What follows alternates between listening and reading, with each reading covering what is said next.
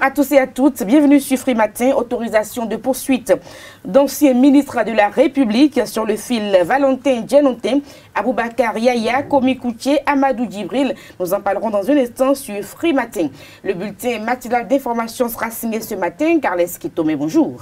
Bonjour Nadège. Au menu du bulletin de ce 6 septembre, les fondements du pont de la Ceuta à Malanville et le rejet de l'idée d'une confédération jordano-palestinienne par le roi Abdallah II de Jordanie. À la une des quotidiens parus aujourd'hui au Bénin, rebondissement dans l'affaire qu'il convient d'appeler Niamey Gate, Vicentia Boko arrêté, le code électoral également revisité. Donc à la une des quotidiens parus aujourd'hui, nous allons essayer de parcourir quelques pages des journaux qui paraissent en République du Bénin. Larios Adjak Beno Sport, bonjour. Bonjour Nadège. Le feuilleton Écureuil Cadet Gate qui n'a pas fini de livrer ses secrets. Les écureuils seniors qui continuent d'affûter leurs armes en prélude au début contre le Togo le dimanche 9 septembre prochain. Donc ce sont quelques informations à développer dans la page sport du Free Matin de ce jour. Le débat sur Free Matin, l'horoscope du jour et quelques autres actualités pour meubler cette émission que nous avons du plaisir à vous présenter. C'est avec ce même plaisir que je vous présente la une des journaux ce matin sur Free Matin. À la une du quotidien, le potentiel ce jour, vote de la loi recadrage de la grève au Parlement hier, le chantage syndical désormais dans la tombe. À la une du quotidien, le potentiel, donc les magistrats disposent également d'un nouveau statut spécial. Tous les détails dans le quotidien, le potentiel, promotion et valorisation de la culture béninoise dans le Koufo. Gérard Benouchi célèbre les jeunes de Klouekamé. Et puis poursuite judiciaire à l'encontre d'anciens ministres de Yaï. Le dossier examiné par la commission des lois aujourd'hui. Disqualification de l'équipe nationale cadette, l'opération de nettoyage du football enclenchée par la justice. Anjorin Moucharaf arrêté, les 10 fraudeurs auditionnés donc hier. Nous passons au quotidien Le Béninois Libéré qui affiche aujourd'hui à la une de son journal dossier disqualification des écureuils cadets Vicentia Boko arrêté, la garde à vue des joueurs prolongée. Reçu hier par la presse nationale, Kakbo lance une fatwa contre les démons du système éducatif. Et puis, vote du code électoral, l'intégralité de la loi votée, à découvrir donc dans le quotidien Le Béninois Libéré. Visite de Mathurin d'Echacus à Zurich, des retombées pour le Bénin. Le Bénin entre donc dans la cour des grands à la une du quotidien Le Béninois Libéré. Et puis, pour finir, encadrement des grèves, l'honorable Degla explique le bien fondé de la position du BMP. Le matinal, le défi d'une génération, le quotidien de Atikamé affiche à sa une ce jour effondrement du pont de la Ceuta, Malanville coupé du monde. Des dispositions en cours pour rétablir la circulation. Le chef de l'État préoccupé par la situation. Prochaines élections aux pages 3, 6, 7, 9, 10 et 11. Voici le code électoral révisé. Vous avez également à la une de ce quotidien, et c'est essentiellement à la page 2, agression de militaires, un suspect interpellé à Porto-Novo. Disqualification du Bénin, Cancadé 2019. La justice doit frapper fort. Vicentia Boko, Quentin Didavi et Zéphirin Deguénon. Écoutez hier, remise d'agrément par la SSFD, les crêpes outillées pour de nouveaux défis à la une du quotidien Le Matinal de ce jour. Matin libre également disponible dans les kiosques aujourd'hui. Vous avez à la une de ce quotidien le bureau de l'assistant d'un jeune ministre cambriolé, des millions de francs CFA emportés à la page 2 du quotidien Matin libre. Supposée malversation à la Sénat, Tiondo et compagnie doivent défendre leur honneur. Route inter-État Bénin-Niger à la une du quotidien Matin libre. Le pont sur la Ceuta cède, la circulation bloquée depuis hier. Et puis, opinion du politologue Richard Boni Wourou, des ambitions hégémoniques de Talon sur le Bénin. Le grand jury est également disponible dans les kiosques ce jour. Usurpation de titres de l'IAD Soglo, la RB met en garde et dénonce des agissements pirates. À la une du grand jury, magouille sur l'âge des joueurs de la CAN cadet, la promptitude dans la traque de l'administration Talon, saluer toutes les fripouilles aux arrêts. Droit de grève encadré à l'Assemblée nationale, les députés mettent fin au libertinage syndical.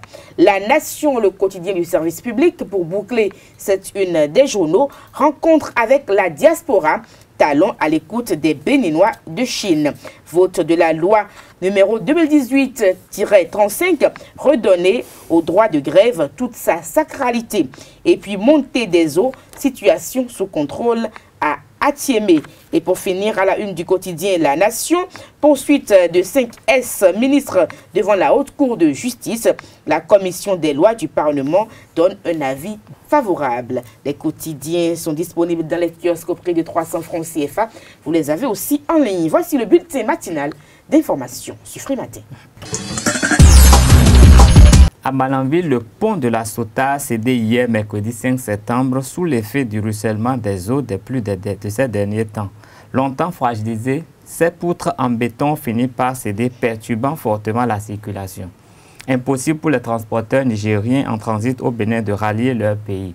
Seuls les véhicules légers peuvent traverser cette infrastructure endommagée et à haut risque. Le pont de la Sota s'effondre quelques semaines après celui de Kandi. Bientôt la rentrée des classes. À une douzaine de jours de cette échéance, les écoles, collèges et lycées s'apprêtent à accueillir les apprenants. Un tour au collège d'enseignement général de Saint-Irita à Cotonou nous permet de constater le niveau de préparation des responsables dans la perspective de la rentrée du 17 septembre prochain. Suivons le constat fait par Karine Awambo ici et Jefté Runge. Concernant les préparatifs de la rentrée 2018-2019, nous avons commencé par l'emploi du temps, puisque ça fait partie des attributions du censorat. C'est le censorat qui conçoit les emplois du temps. Et c'est ce à quoi nous nous attelons. Nous avons commencé depuis, il y a de cela 4 jours. Nous avons d'abord nettoyé le tableau. On a essayé, avec l'aide des collègues, puisque le travail de censorat, c'est un travail assez difficile. Seul, on ne peut pas le faire. Donc, on se fait aider des collègues. Tout comme je vous l'ai dit tout à l'heure, l'équipe n'est pas encore mise en place. Certains viendront. Quand ils vont arriver, nous allons continuer ce qu'on avait entamé. Donc, pour le moment, ce qu'il nous reste à faire, il nous reste à attribuer les classes aux collègues. Nous allons alors suivre le travail fait par les AE, puisque ce sont les AE qui nous ont aidés. Tel doit garder telle promotion. Par exemple, si nous prenons un collègue IS, on nous dit qu'il doit garder la 3e. Maintenant, au niveau de nos 3e, nous avons les 3e littéraires, les 3e scientifiques. Donc, il revient au censorat de dire, c'est tel qui doit garder une 3e scientifique et tel collègue doit garder une 3e littéraire. Nous tenons compte des diplômes et des compétences de tout un chacun. Tu peux avoir le CAPES, si tu n'es pas compétent, si tu ne réponds pas à ce que nous voulons, on peut donner une classe à quelqu'un d'autre qui, à cause de ses compétences, nous lui remettons la classe. Maintenant, si toi tu as le diplôme et que tu n'as pas le savoir-faire, tu peux remettre une bonne classe à ceux qui ont le savoir-faire. On sait que c'est le 17, et que c'est une date fixée depuis l'année dernière, depuis septembre 2017. Donc nous n'est pas surpris. Déjà on se prépare, on aménage les salles, les enfants qui viennent chercher leurs bulletins, les certificats de scolarité, nous aident déjà à aménager les salles, à aménager le collège pour la rentrée. La rentrée scolaire qui va bientôt démarrer, nous nous préparons activement et nous avons même hâte de vite commencer. Parce qu'après un temps de repos, il faut se remettre également au travail. Vu les résultats de l'année passée, nous voulions nous mettre rapidement au travail pour mieux faire, pour avoir un bon résultat cette année, bien cette rentrée qui va pour la fin de la rentrée prochaine. Rares sont ces femmes qui sortent de chez elles sans une petite touche de maquillage. Plus qu'une habitude, le maquillage est incontournable chez certaines femmes car elles pensent qu'il relève la beauté. Comment en profiter sans gommage? Élément de réponse avec ce reportage signé Anita Marcos, Christian Thomas et Mena. Ils sont de plus en plus incontournables pour les sorties ou autres manifestations du week-end au Bénin. Les maquilleurs et maquilleuses sont sollicités pour révéler la beauté des femmes, une façon de mettre en valeur leur beauté naturelle, qu'elle soit noire, claire ou bronzée. Le maquillage, comme nous le savons, c'est ajouter un plus à notre beauté naturelle. Donc c'est juste pour ressortir ce que notre beauté, la beauté de la femme, c'est ressortir la beauté de la femme, une petite touche de plus pour égayer son visage. C'est une manière de ressortir la beauté, même si c'est vrai que la beauté est intérieure, c'est une manière de ressortir la beauté de la femme. Le maquillage s'étend sur plusieurs étapes parmi lesquelles le traçage des cils, l'application du fond de teint, la pose de l'eyeliner, l'application de la poudre, le traçage des lèvres, le fixateur de maquillage. Passage de prédilection pour un chef-d'œuvre esthétique, le résultat final est souvent époustouflant. Ça fait une bonne chose, il faut bien paraître, il faut sortir élégant, il faut être élégante, voilà.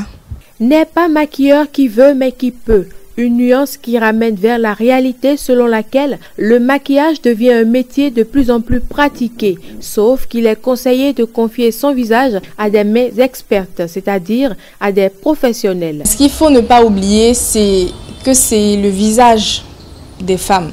Donc il ne faut pas utiliser n'importe quel produit parce que ça pourrait mettre en danger la vie de certaines personnes. Elles peuvent être allergiques à certains produits. Donc, pour celles qui sont passionnées, qu'elles fassent au moins quelques recherches. Attention, parce que j'ai déjà eu des clientes qui sont venues vers moi se plaindre d'allergies, de dartres suite à un maquillage. Même avec les fards à paupières du marché, elles ont des dartres sur les paupières, tout ça, donc de faire attention. Chacun sur ton programme maquilleuse, elles font des trucs sur le visage, mais quand tu vois, ce n'est pas du tout agréable à voir. Ce n'est pas du tout ça. Donc, si c'est vraiment... D'autres le font parce qu'il y a de l'argent dedans et non pas passion. C'est quand c'est une passion, même quand tu l'apprends pendant des années, quand c'est une passion, la technique de le faire, elle est toujours différente de... Genre, je veux y gagner de l'argent. Avant de laisser quelqu'un vous maquiller, de lui demander des trucs qu'elle aura déjà eu à faire dans le passé pour voir un peu le travail qui a été effectué avant de laisser votre visage à cette personne-là. La beauté est naturelle, certes, mais savoir la valoriser revient à avoir recours à certaines méthodes, dont celle du maquillage actuellement en vogue. En tout état de cause, il est recommandé de savoir distinguer le bon maquilleur du faux pour conserver un beau visage. Au Burkina, le président par intérim du Mouvement du Peuple pour le Progrès, le parti au pouvoir, s'interroge sur la nature des attaques récurrentes dans son pays. Simon Compaoré doute que ces attaques soient de nature terroriste car elles ne sont pas revendiquées. Il appelle néanmoins l'Union pour vaincre l'insécurité alors que le pays vient d'enregistrer ce mercredi une nouvelle attaque qui a fait 2 morts et 5 blessés. Mais depuis la double attaque de l'ambassade de France et de l'état-major général des armées le 2 mars dernier, aucune de ces attaques n'a plus été revendiquée par les groupes terroristes. Ce n'est pas la première fois que les autorités burkinabées mettent en cause la nature terroriste des attaques contre leur pays. Au Moyen-Orient, pour finir, le roi Abdallah II de Jordanie a affiché son rejet total de tout projet de confédération avec les Palestiniens, affirmant que cette idée allait à l'encontre de la solution de 2 États palestiniens et israéliens vivant en paix côte à côte selon le palais royal. Après une rencontre avec le président Mahmoud Abbas, une membre d'une ONG israélienne avait indiqué dimanche que les conseillers américains travaillant à un plan de paix entre Israéliens et Palestiniens proposaient aux Palestiniens une confédération avec la Jordanie. Le bureau de Mahmoud Abbas a confirmé la tenue de la réunion dimanche avec les militants israéliens pour la paix, mais pas les propos qui ont été tenus sur la proposition d'une confédération jordano-palestinienne. Ce sera tout pour ce bulletin. Merci de rester fidèle à Réserve TV. Merci à vous, Carles Kitoben, pour la présentation. Nous passons au sport sur Free Matin. On peut donc désormais les poursuivre, comme je vous l'annonçais dans le sommaire de cette émission. Valentin Djenontin, Aboubakar Yaya, Komi Kouchi, Amadou Djibril, tous anciens ministres de l'ancien président Boniya et Carles Kitome. Commentaire. Oui, mais on peut dire que les rumeurs qui circulaient ont été confirmées. Bon, on parle de rumeurs dans la mesure où il y a quelques jours sur la toile, nous avons lu quand même des publications qui indiquaient que ceux qui avaient publié les informations relatives à l'annulation de leur passeport avaient été appréhendés. Et donc, c'est une information qui a quand même perturbé un peu les uns les autres. Mais quand aujourd'hui, nous apprenons que la commission des lois, que la plénière de l'Assemblée nationale, sur proposition de la commission des lois, a quand même autorisé que ces anciens ministres soient poursuivis et qu'ils puissent être quand même interrogés par rapport au sujet de tout ce qu'ils avaient eu à poser comme acte pendant qu'ils étaient aux affaires. Je crois que la rumeur n'a été que confirmée et cela, c'est quand même de droit. C'est vrai qu'ils seront confrontés aux juges, mais ça leur donnera aussi l'occasion d'expliquer comment ils ont disposé des deniers publics et ce qu'ils en ont fait. Et il reviendra à la haute cour à la justice béninoise de trancher, de savoir qui a fait quoi et donner des directives pour qu'à l'avenir on puisse un peu plus protéger le bien commun au Bénin. Merci à vous, Carles Kitome. Nous faisons les sports et nous allons également faire des commentaires, un petit débat par rapport au sport. Mais avant, on commence par la deuxième journée des éliminatoires de la Coupe d'Afrique des Nations CAN Cameroun 2019. L'équipe nationale du Bénin poursuit la mise en place des stratégies tactiques pour aller à l'assaut du Togo voisin. Tous les écureuils convoqués, à l'exception de Emmanuel Imourou, blessé, sont déjà dans la volière. Larios Adjabino. Exactement, Nadège.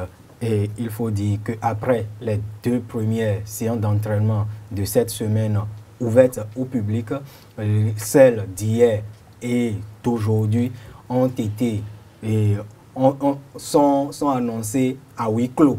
Parce que hier déjà, comme le sélectionneur national Michel Dussier l'indiquait lors de son point de presse la semaine dernière, la séance a été effectuée loin des regards des férus du courant et des journalistes sportifs.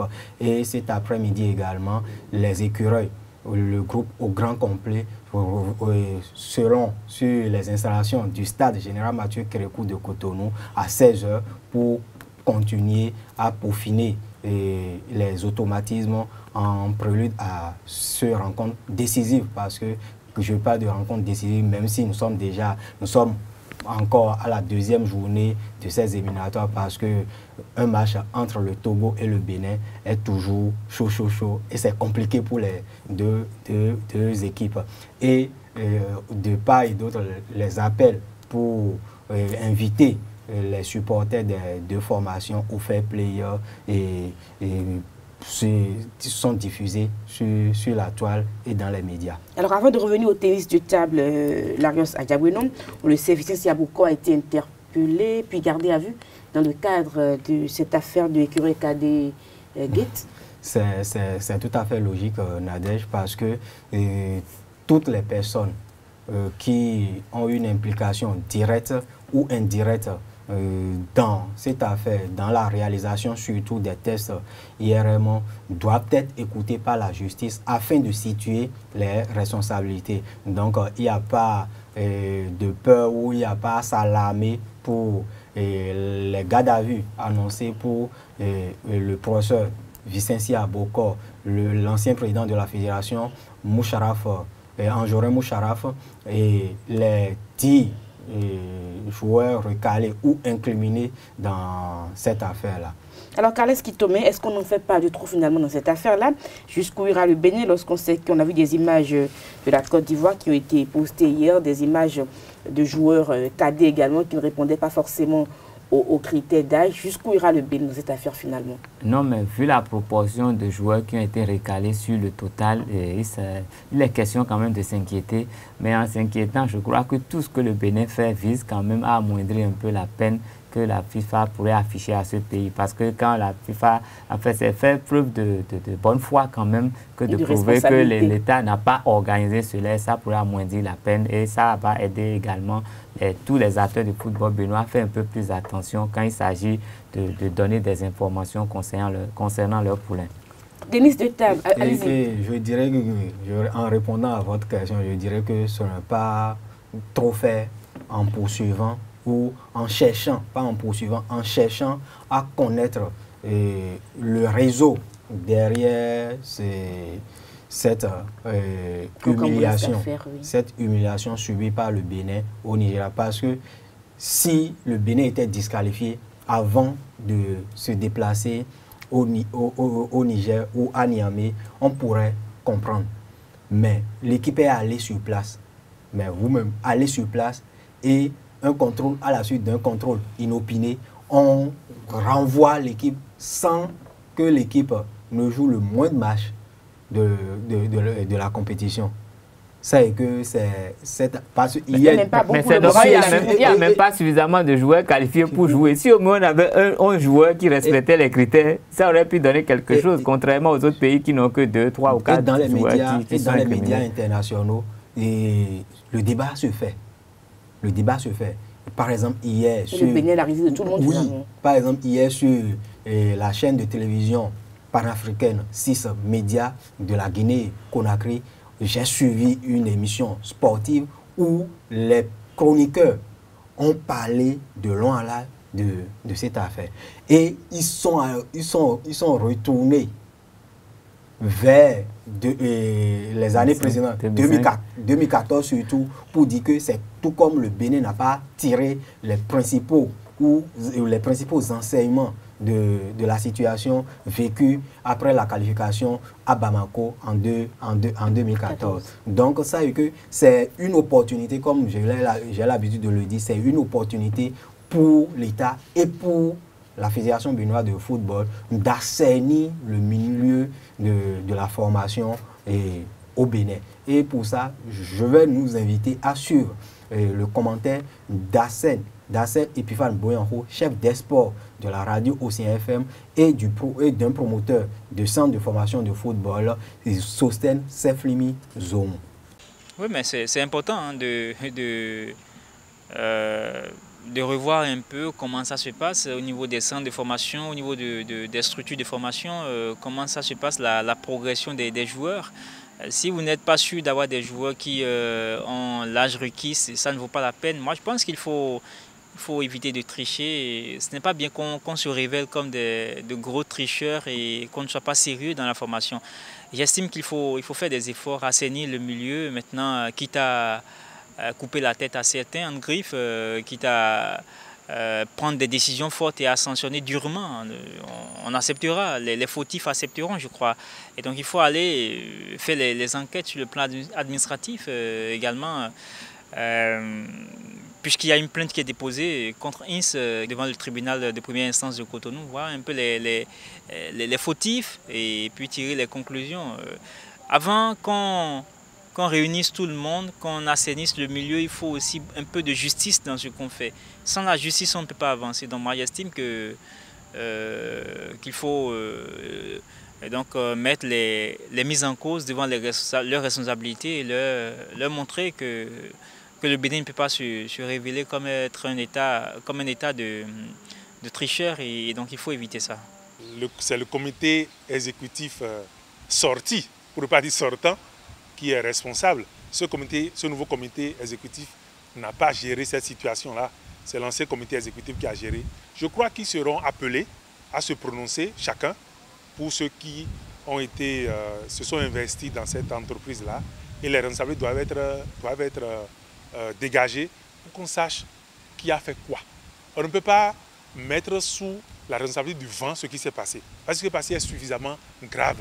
Et cela nous invite désormais à reconsidérer la question des centres de formation, à leur donner plus de moyens. Quand il dit moyens, il ne parle pas d'argent. Parce qu'on dit moyens en Afrique, on dit argent. Ce n'est pas que de l'argent, mais c'est de l'encadrement qu'il faut. Il faut les encadrer, il faut les amener à comprendre que les choses ont changé. Parce que ce qui a véritablement changé, c'est que la CAF n'a pas le passé, je crois, je peux être démenti si je me trompe, jamais fait un test IRM à la veille d'un match d'une équipe de catégorie d'âge. La CAF s'en tient toujours au résultat des tests. Oui, mais c'est important hein, de revoir un peu comment ça se passe au niveau des centres de formation, au niveau des structures de formation, comment ça se passe la progression des joueurs. Si vous n'êtes pas sûr d'avoir des joueurs qui ont l'âge requis, ça ne vaut pas la peine. Moi, je pense qu'il faut éviter de tricher. Ce n'est pas bien qu'on se révèle comme de gros tricheurs et qu'on ne soit pas sérieux dans la formation. J'estime qu'il faut faire des efforts, assainir le milieu. Maintenant, quitte à couper la tête à certains en griffe, quitte à prendre des décisions fortes et à sanctionner durement. On acceptera, les fautifs accepteront, je crois. Et donc il faut aller faire les enquêtes sur le plan administratif également. Tennis de table à présent, une cinquantaine d'enfants de la tranche d'âge de 7 à 15 ans ont participé à un camp d'entraînement la semaine dernière dirigé par Wilson Lionel Bignan et Dean Wakilou. Ce camp a été initié par l'ONG HPS en collaboration avec la Fédération béninoise de tennis de table. Ils étaient au nombre de 53, ces jeunes pongistes qui ont suivi des cours d'initiation pour les uns et de perfectionnement pour les autres du 27 au 31 août dernier à la Maison des Jeunes et de la Culture de Cotonou 6 à l'UNAFRICA, non loin de notre base ici. Alex Paraíso, promoteur de ce camp, et Ferdinand Sounou, président de la Fédération béninoise de tennis de table, expriment leur satisfaction à la fin, à la clôture de ce camp le vendredi dernier.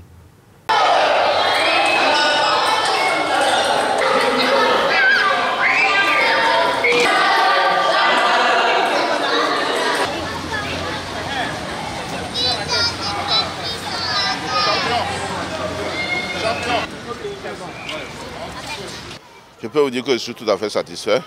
Les enfants se sont amusés pendant 5 jours.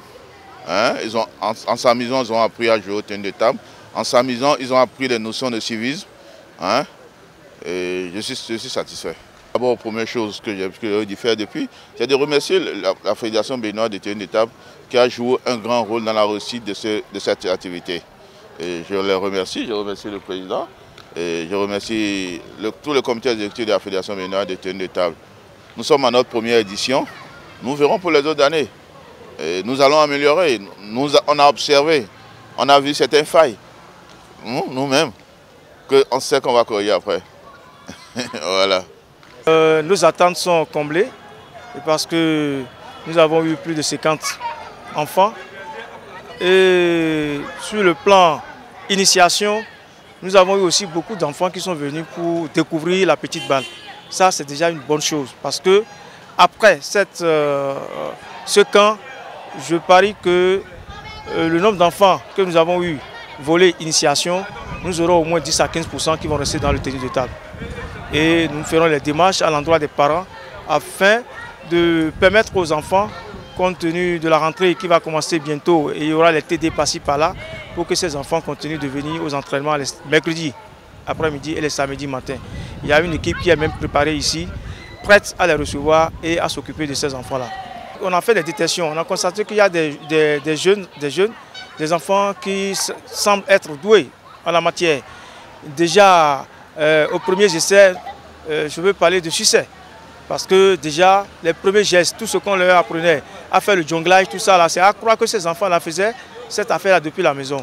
Or, c'est ici. Ça prouve qu'ils ont un talent en eux et qu'il faut poursuivre. C'est pour ça que je parlais tout à l'heure de suivi de ces enfants. Au niveau perfectionnement, c'est des enfants qui sont plus ou moins confirmés, qui sont déjà au sein de certains clubs ici, clubs civils. Je pense que nous avons eu à corriger, par l'entremise des entraîneurs bien sûr, à corriger les gestuels au niveau des enfants. Et c'est un bénéfice à l'endroit de ces enfants-là. Donc pour vous dire, pendant les 5 jours, nous avons pu quand même donner le goût à ceux qui, pour la première fois, découvrent le tennis de table. Et ceux qui sont dedans, il y a un bon moment, ceux-là aussi, ils ont appris pas mal de choses en corrigeant les gestuels, en corrigeant beaucoup de choses et en prenant beaucoup de choses à la suite. Parce que sur le plan technique, j'ai suivi les entraînements et je suis resté à leur côté, j'ai suivi un peu, j'ai vu comment ça s'est déroulé. Et je profite de votre canal alors pour remercier ces entraîneurs et encadreurs qui se sont occupés de ces enfants pendant les 5 jours. Je tiens à leur dire merci pour tout ce qu'ils font pour le territoire béninois. Merci également pour l'ONG qui nous a accompagnés dans cette affaire. Je dis merci à vous, journalistes, qui tout le temps, depuis le début, vous êtes à nos côtés pour relayer et faire connaître ce que nous faisons et permettre à la discipline d'avoir un peu plus de visibilité. Je vous dis aussi merci. C'est dire que le sport en général a des mécènes. Le sport en général a des mécènes partout parce que le promoteur de ce camp d'initiation et de perfectionnement des jeunes pongistes n'est rien d'autre que l'ancien président de la Fédération béninoise de basketball, Mohamed Arles Paraíso. Donc du basket au tennis, il y a finalement que un handicapé moteur, il faut le préciser. Et je lui ai posé la question, on va juste en quelques secondes, en une fraction de seconde, sa réaction. On vous a connu au niveau du basketball. Et voilà, le président qui initie un temps de tennis de table, on peut dire que c'est le transfert, comme nous sommes à l'intersaison. Non, je suis désolé. Vous savez, Hub My Sport, c'est une ONG qui a une certaine vocation, l'éducation, donner l'espoir aux enfants à travers le sport. Hein? C'est ça le but de Hub My Sport. Et Hub My Sport, on se dit en passant par le sport, on peut éduquer les enfants, leur donner espoir. Et nous avons fait notre premier camp, contrairement à ce que vous dites, en basket, où nous avons fait venir un entraîneur des États-Unis. Ça s'est passé du 25 au 28 juillet. Et maintenant, nous sommes au tennis de table. Le basket et le tennis de table sont les disciplines pilotes choisies par Hub My Sport pour commencer ces activités. Donc, nous ne pouvons pas commencer toutes les disciplines en même temps. Nous avons choisi 2 disciplines qui sont le basket et le tennis de table. Merci donc à lui pour s'être prêté à nos questions. Merci à vous, Darius Adjagbenon, pour avoir réalisé tous ces éléments. Carles Ketoué, merci à vous. Nous allons passer à l'horoscope du jour sur Free Matin. Bonjour chers amis internautes, pour le compte de cette journée dans le cadre des astres, chez les amis béliers, excellente perspective professionnelle. Vous pourrez élargir le champ de vos activités ou encore améliorer vos performances. À cet aspect, Uranus vous adaptera facilement aux événements extérieurs. Pour les amis taureaux, la planète Mercure vous encouragera à prendre des initiatives dans le cadre de votre métier et à promouvoir vos bons rapports avec vos collègues de travail. Chez les amis Gémeaux, si vous êtes indulgent envers vous-même tout en demandant l'impossible aux personnes qui vous entourent, vous pourrez vous entendre à des complications dans un délai très court. Chez amis Gémeaux, chez les cancers, vous aurez la possibilité de vous distinguer dans votre profession. Sachez vous mettre en avant, ce serait le bon moment. Pour les lions, pas question de vous précipiter dans votre métier aujourd'hui. Vous progresserez lentement mais sûrement et ne prendrez d'importantes décisions qu'après avoir mûrement réfléchi. Chez les vierges, les influx astraux accentueront grandement votre petit côté dominateur et possessif. Vous pourrez avoir des accrochages avec votre entourage professionnel dans cette journée. Chez les balances, vous aurez l'occasion aujourd'hui de côtoyer des personnes susceptibles de vous amuser ou de vous changer les idées. Amis scorpions, dans le travail, ne gaspillez pas votre énergie. Vous aurez besoin de toutes vos forces pour mener à bien vos projets d'envergure. Rien ne vous incombe puisque les petits conflits les êtes avec vos amis et pourtant vous risquez un sérieux différent avec les uns et les autres. Chez les amis sagittaires, au travail, vous pourrez dormir sur vos 2 oreilles. Vous aurez même l'opportunité d'aller de l'avant en faisant preuve d'une bonne initiative. Ne vous laissez pas influencer par des soi-disant amis qui peuvent créer des perturbations dans votre vie intime. Remettez-les à leur place, chers amis sagittaires. Pour les capricornes, journée favorable dans l'ensemble, mais cette opposition de Neptune pourra mettre quelques natifs devant la nécessité de faire un choix concernant leur avenir professionnel. Les tendances très contradictoires de votre profession seront exacerbées. À la fois expansif et intériorisé, vous risquez de déconcentrer les autres. Chez les amis Verseaux, il est possible que les événements imprévus remettent vos projets en question. Ne vous laissez pas déconcentrer. Pour autant, l'environnement astral vous compliquera beaucoup la vie dans cette journée. Prévoyez du retard dans votre courrier ou des contretemps dans vos rendez-vous. Chez les amis poissons, un voyage d'affaires en ce moment sera très profitable et se fêtera dans les meilleures conditions. Cette fois, votre vie quotidienne ne se réduira qu'en un seul cercle familial, car vous accueillerez vos amis, vos proches et vos familles pour partager un repas en amitié. Mesdames et messieurs, amis internautes, c'est avec un grand plaisir que nous avons lu ce bulletin astral. Passez une agréable journée en compagnie de nos programmes sur ESAE TV. À demain. Ainsi sur FM, votre émission matinale Free Matin que nous avons eu du plaisir à vous présenter. Toute l'équipe de réalisation et de présentation vous remercie pour l'attention. Au revoir et à demain.